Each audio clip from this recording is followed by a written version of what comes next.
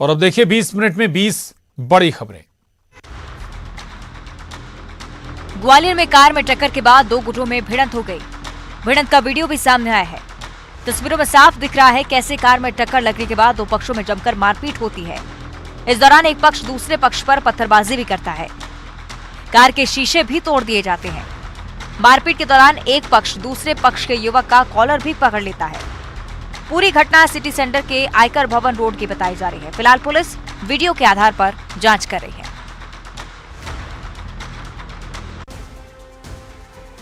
प्रदेश में बदमाशों के हौसले इस कदर बुलंद हैं कि वो बेखौफ होकर आपराधिक घटनाओं को अंजाम दे रहे हैं।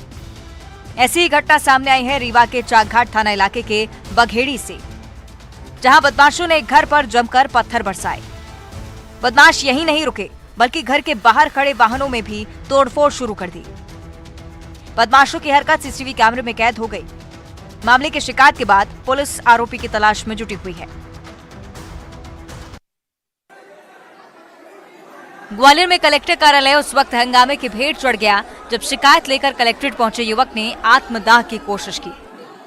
दरअसल युवक कलेक्टर कार्यालय में आयोजित जनसुनवाई में पहुंचा था कि तभी वहां मौजूद युवक ने खुद को आग लगाने की कोशिश की।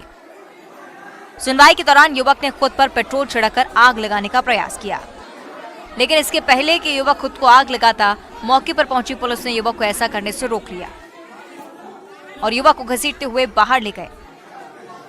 वीडियो में आप देख सकते हैं कि कलेक्टर पुलिसकर्मियों से युवक को बाहर ले जाने को कह रहे हैं। बता दें कि युवक शिकायत की सुनवाई नहीं होने से परेशान था, जिसके चलते युवक ने ये कदम उठाया।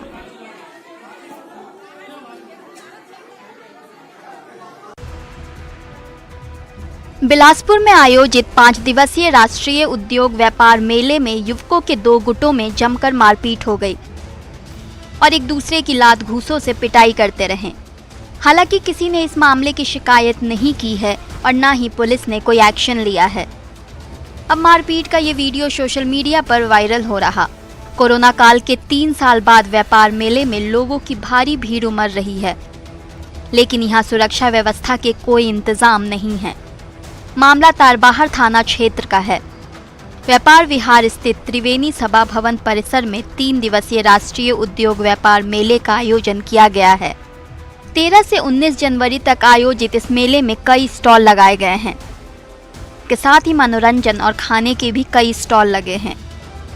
दरअसल पिछले 19 साल से आयोजित ये मेला राष्ट्रीय स्तर पर अपनी पहचान बना चुका है और लोगों की अच्छी खासी भीड़ भी यहाँ जुटती है, लेकिन इस बार मेले में सुरक्षा व्यवस्था के कोई इंतजाम नहीं है, जिसके चलते असामाजिक तत्व और बदमाश लड़के मेले में उत्पात मचा रहे हैं।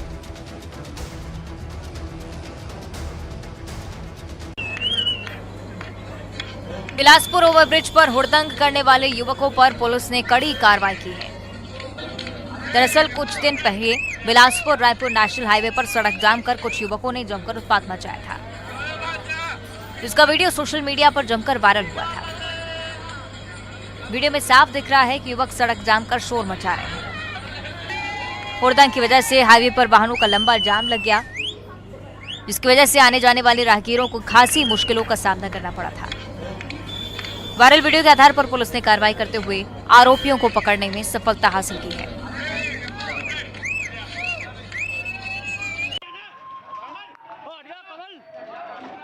ग्वालियर के उपनगर मुरार स्थित कंपनी बाग इलाके में देर रात एक इलेक्ट्रॉनिक्स के शोरूम में भीषण आग लगने से 1.25 करोड़ रुपए का सामान जलकर राख हो गया। आगजनी का वीडियो सोशल मीडिया पर वायरल हो रहा है। आग 3 मंजिला केक हिल्स इलेक्ट्रॉनिक्स शोरूम में लगी थी। इस दौरान शोरूम बंद था। पड़ोसी ने बंद शोरूम से आग की लपटें उठती हुई देखी तो फायर ब्रिगेड और शोरूम संचालक कमल गुरुबख्शानी को सूचना दी गई। आगजनी की सूचना मिलते ही दमकल अमला मौके पर पहुंच गया। तकरीबन 2 घंटे की कड़ी मशक्कत के बाद आग पर काबू पाया जा सका। आग इतनी भीषण थी कि 3 मंजिला शोरूम की दूसरी मंजिल तक पहुंच गई। इस आगजनी में शोरूम में रखे टीवी, फ्रिज, वॉशिंग मशीन सहित अन्य उपकरण जलकर राख हो गए। आग लगने की वजह शॉर्ट सर्किट होना बताया जा रहा है। फिलहाल आगजनी में कोई जनहानि होने की सूचना नहीं है। बताया जा रहा है कि इस शोरूम के आसपास घनी आबादी वाला इलाका है और ऐसे में समय रहते आग पर काबू पाने से बड़ा हादसा टल गया।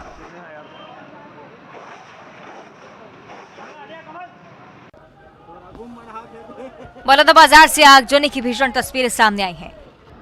दरअसल बलौदाबाजार स्थित साहू बोरवेल और शिवम ट्रेडर्स की दुकान में भीषण आग लग गई।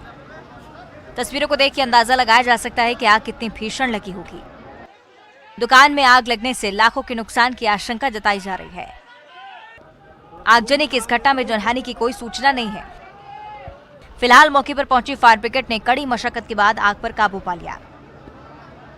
फिलहाल आग लगने का कारण अज्ञात है, जिसकी जांच पुलिस कर रही है।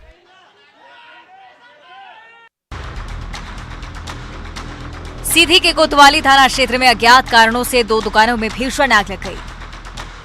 आग की ऊंची लपटों को ही देखकर अंदाजा लगाया जा सकता है कि आगजनी की इस घटना में कितना नुकसान हुआ होगा। मौके पर पहुंची फायर ब्रिगेड की टीम ने बड़ी मुश्किल से आग पर काबू पाया। आग में दोनों दुकानें जलकर पूरी तरह से राख हो गई। हालांकि आगजनी की इस घटना में किसी के हताहत होने की खबर नहीं है। फिलहाल कोतवाली पुलिस मामले की जांच कर रही है।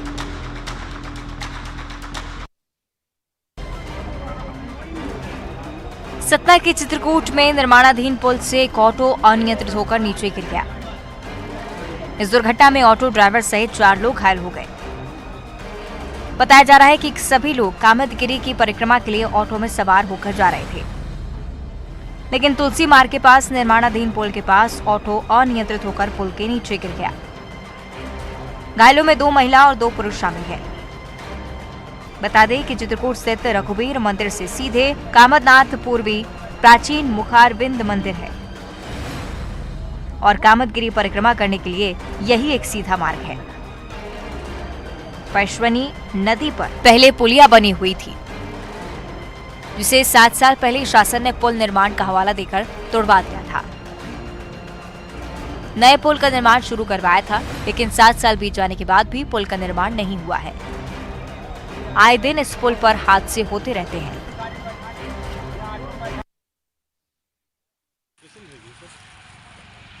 मनेंद्रगढ़ में आदमखोर तेंदुए की खोज जारी है। तेंदुए की खोज के लिए एटीआर से लाए गए खोजी कुत्ते को लगाया गया।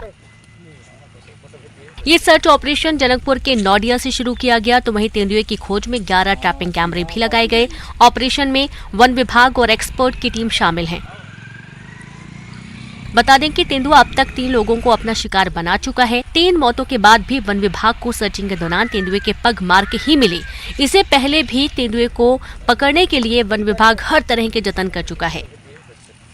वन विभाग ने तेंदुए को पकड़ने के लिए पहले बकरी को पिंजरे में रखा, सफलता हाथ नहीं लगी तो कुत्ते को बच्चे को पिंजरे में रखा, लेकिन उसके बावजूद भी विभाग को अब तक सफलता हाथ नहीं लगी है।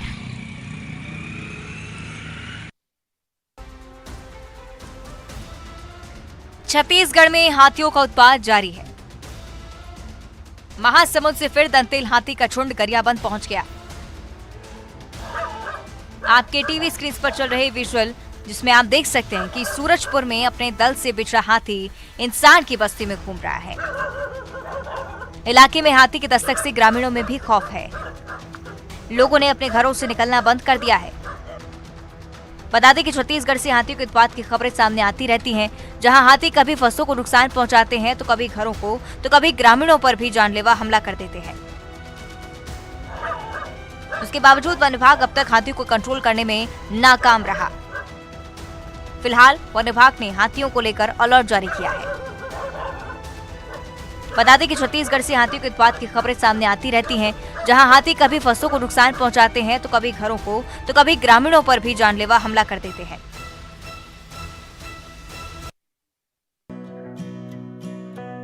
मशहूर अभिनेत्री रवीना टंडन आए दिनों सुर्खियों में बनी रहती हैं। इस बार रवीना शिरडी साईं बाबा के दर्शन करने पहुंची हैं।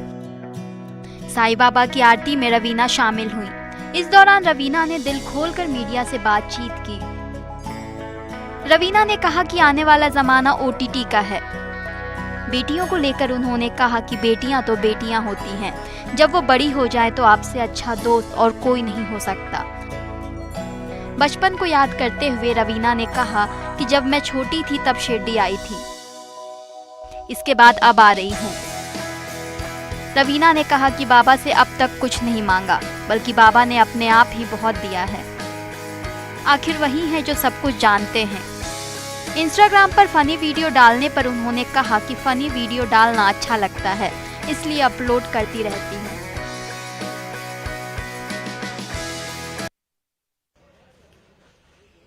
जबलपुर के ग्रैंडसन ग्राउंड में गणतंत्र दिवस पर होने वाले कार्यक्रम को लेकर तैयारियां तेज हो गई हैं। इस कार्यक्रम में मुख्यमंत्री शिवराज सिंह चौहान मुख्य अतिथि के तौर पर शिरकत करेंगे। वहीं गणतंत्र दिवस पर कई विभागों के द्वारा प्रधानमंत्री नरेंद्र मोदी के 3R थीम पर झांकियां निकाली जाएंगी, जिसमें जबलपुर नगर निगम द्वारा कबाड़ के लोहे से सुंदर और आकर्षक झांकियां बनवाई जा रही हैं। तस्वीरों में आप देख सकते हैं किस तरह कबाड़ के लोहे से war tank, helicopter, BrahMos missile, fighter jet तैयार किया जा रहा है। इन झांकियों को गणतंत्र दिवस के मौके पर मुख्यमंत्री शिवराज सिंह चौहान के सामने निकाला जाएगा।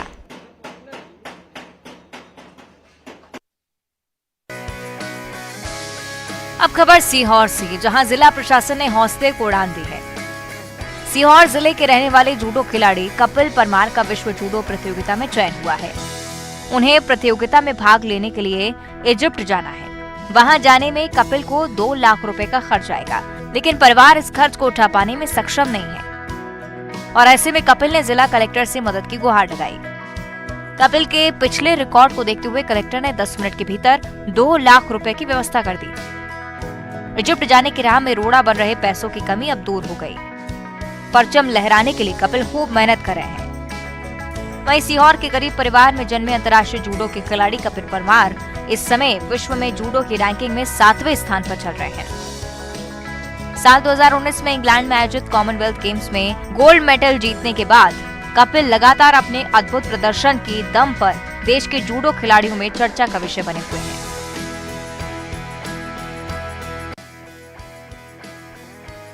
खरगोन के महेश्वर में पहली बार खेलो इंडिया यूथ गेम का आयोजन हो रहा है और सहस्त्रधारा में केनो सलालम प्रतियोगिता के आयोजन को लेकर मशाल रैली निकाली गई। रैली में स्कूली छात्र छात्राओं और खिलाड़ियों सहित हजारों लोग शामिल हुए।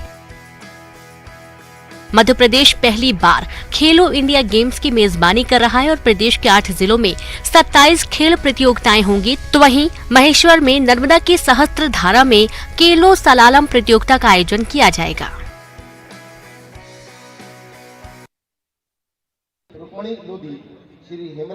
नरसिंहपुर में वॉलीबॉल खिलाड़ी और प्रेमियों का उत्सव शुरू हो चुका है, जो 3 दिनों तक चलेगा। राज्य स्तरीय वॉलीबॉल टूर्नामेंट का शुभारंभ स्थानीय स्टेडियम ग्राउंड में पूर्व राज्य मंत्री व नरसिंहपुर विधायक जालम सिंह पटेल, विधायक NP प्रजापति और विधायक संजय शर्मा की उपस्थिति में हुआ। इस आयोजन में 3 दिनों तक प्रदेश के कई जिलों के करीब 70 महिला व पुरुष टीमें भाग ले रही हैं। वहीं इस आयोजन में 1000 खिलाड़ी भाग लेंगे, जिनके खेल का हुनर नरसिंहपुर के स्टेडियम ग्राउंड में 3 दिनों तक देखने को मिलेगा। आज के डिजिटल क्रांति का लाभ बड़े शहरों के साथ साथ अब दूरस्थ वनांचल में रहने वाले लोगों को भी मिल रहा है। तभी तो अंबिकापुर के आमा पानी शासकीय बालक शाला आश्रम के बच्चे आजकल हाईटेक तरीके से शिक्षा ले रहे हैं और इस आश्रम में 59 बच्चे रहकर पढ़ाई कर रहे हैं, जिसमें से 27 बच्चे कोरबा और पंडो विशेष जनजाति समुदाय से आते हैं, जो यहाँ आश्रम में LED स्क्रीन को देखकर पढ़ना लिखना सीख रहे हैं। अंबिकापुर से महज 25 किलोमीटर की दूरी पर लखनपुर विकासखंड है, जहां के आमा पानी के नौनिहाल डिजिटल क्लास में पढ़ाई कर रहे हैं। राज्य शासन के डिजिटल शिक्षा अभियान और आश्रम अधीक्षक की पहल से आश्रम में LED टीवी लाया गया। पहली से 5वीं कक्षा के बच्चों को इसका फायदा मिल रहा है।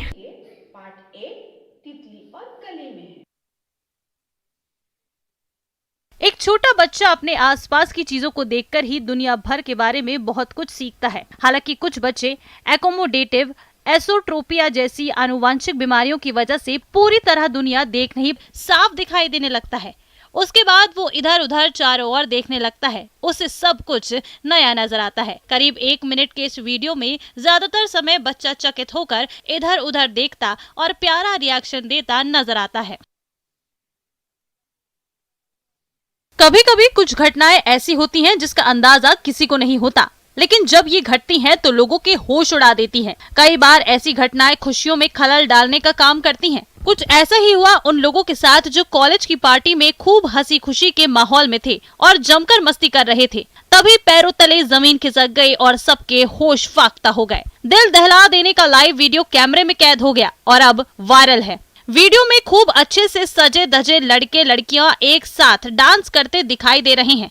इस दौरान सभी बेहद खुश थे और झूम झूम कर खुशी के मौके को एंजॉय करते नजर आए। ये वीडियो कॉलेज के ग्रेजुएशन पार्टी का है, जहां छात्र छात्राएं एक दूसरे के साथ मिलकर डांस कर रहे थे कि तभी अचानक उनके पैरों के नीचे की जमीन ऐसी फटी कि 25 छात्र छात्राएं उसके भीतर समा गए। जब तक लोग कुछ समझ पाते 25 छात्र छात्राएं नजरों से ओझल होकर जमीन के अंदर गिर चुके थे।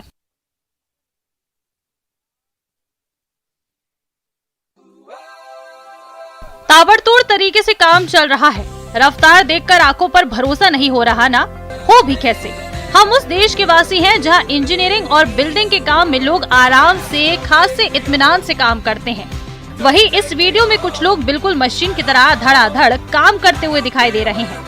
सोशल मीडिया पर वायरल हो रहे वीडियो में कुछ पेशेवर लोगों को इतनी तेजी से परफेक्ट काम करते हुए देखा जा सकता है कि देखने वाले हैरान रह जा रहे हैं। वो किसी मशीन की तरह फटाफट उस काम को निपटा रहे हैं जो हमें एक नजर में मुश्किल लगता है। कोई पाइप पर किसी डांसर की तरह नाच रहा है तो कोई सड़क पर ट्रैफिक साइन अलग ही स्टाइल में बना रहा है। वायरल हो रहे वीडियो में एक से बढ़कर एक चीजें दिखाई दे रही हैं। कहीं कोई पाइप को मशीन की तरह पैरों से लुढ़का रहा है तो कोई फर्श को बराबर करने के लिए लगभग किसी डांसर की तरह काम कर रहा है। इतना ही नहीं, ट्रैफिक साइन बनाने के लिए भी वो अजीब ही तकनीक का इस्तेमाल कर रहे हैं और घरों को डिजाइन करने के लिए उनकी इंजीनियरिंग और स्पीड देखकर हैरानी होती है। जिस वॉल पुट्टी या पेंट में पेंटर्स अच्छा खासा वक्त लगाते हैं उसे ये लोग खड़े खड़े खत्म कर देते हैं।